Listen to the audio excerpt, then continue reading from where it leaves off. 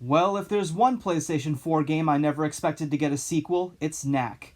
The first Knack was a new IP released as a launch title for the PlayStation 4 back in 2013. It's an action platformer with elements of combat and some physics as the main character can grow and shrink in size. While I didn't outright hate the original, I still acknowledged its immense flaws. It still showed some potential beneath all of its clumsy gameplay, so I was actually looking forward to what Sony was going to do.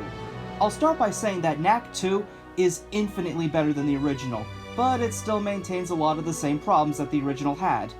The game starts quite promisingly in Imedia's Res, and then cuts back 6 months prior.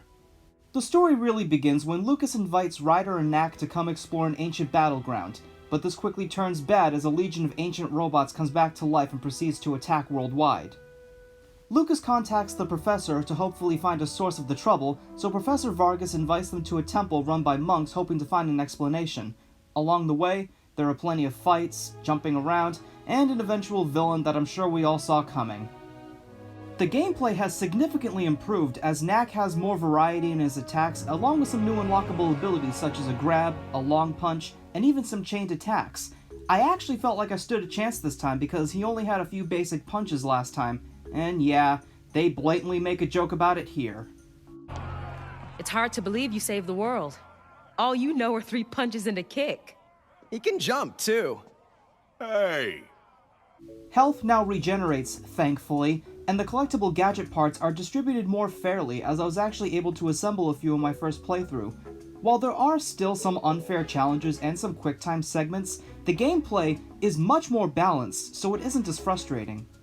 There are some super crystals that spurt randomly from the ground that give Knack a brief moment of invulnerability, and you can also gather yellow crystals like before, but this time, they don't provide special powers like before, and instead act as a shield to absorb a few extra hits. Sometimes you can collect other objects to bulk up with like last time, such as glass, ice, wood, and metal, but I actually like how they have their own movesets that add to the combat and puzzle solving. I just wish that they added additional elements as well to have fun with. Co-op returns, and this time, it actually feels less like an afterthought as both players can cooperate better, and you can teleport to your partner if one of you is too far away. The combat is also designed a lot better, as both players can work together in fun ways. For example, if one player rapid punches into the other, he will open up and fire relics out of his body like a machine gun. There is also an upgrade tree, which is cool, but a lot of skills are locked off until you fully unlock a complete skill set. All of these features are really cool, but they never reach their full potential. The biggest issue I have is that the story writing is awful. It's really bad. The dialogue is littered with cliches, the story is predictable, and the ways the characters act make no sense at all. There's a point where the monks reveal that they have created their own living beings from the relics like Knack, and rather than taking a moment to explore this revelation that Knack is not alone, Lucas is just like, cool, let's go Knack. Seriously, if this is something that he has apparently studied for his entire youth, then why isn't he more invested? There's a point where Ryder has to enlist the help of Katrina, whom he had a brief relationship with, and apparently something happened where they ended on such bad terms that Katrina set her robots to shoot him on sight.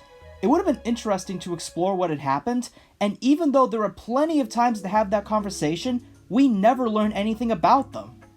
Finally, it gets stupider. When the villain is revealed, he takes his robots into the city and is all like, I don't like how all these cities aren't working together like they were hundreds of years ago, so I'm gonna blow them up and kill a bunch of innocent people. You know, taking over the world is just too much work. Just like Victor from the first game, it seems that the writers have no idea how to create a convincing villain, and instead think that all they have to do is have someone try to accomplish a goal in a needlessly evil manner, even if it doesn't fall in line with what their intention is. Getting back to Lucas, while he's not a bad character, I find that he has a much better claim to the right as the protagonist than Knack himself. Lucas is the one who drives the story, he's the one who has a character arc. Knack, on the other hand, has no personality at all, and just makes generic comments at every turn. I don't think this series is a lost cause. I like the overall concept and the designs, but it constantly gets weighed down by abysmal writing and clunky gameplay. It has a lot of room for improvement if Sony ever wanted to continue the series, but I wouldn't count on it at this point. I'll say that Knack 2 has a lot of fun moments and a few bad moments, but I'm still glad I played it. It's not for everyone, but I know some people will get some enjoyment out of it. Take it for what it's worth.